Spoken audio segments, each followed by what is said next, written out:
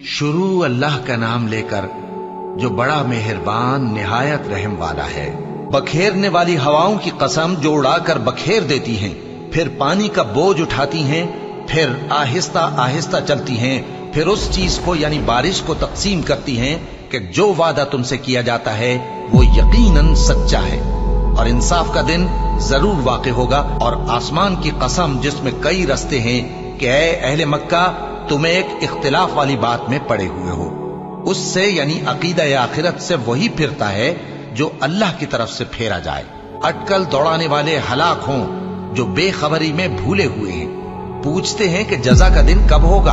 वो दिन होगा जब उनको आग में अजाब दिया जाएगा। अब अपनी शरारत का मजा चखो, ये वही है जिसके लिए तुम जल्दी मचाया करते थे।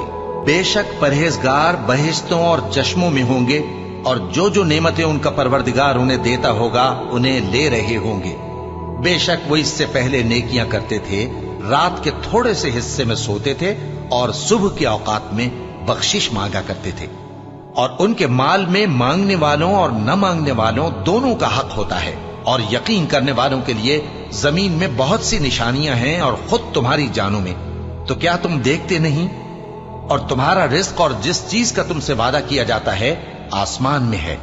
तो आसमान और जमीन के मालिक की कसम, ये उसी तरह काबिल यकीन है जिस तरह तुम बात करते हो।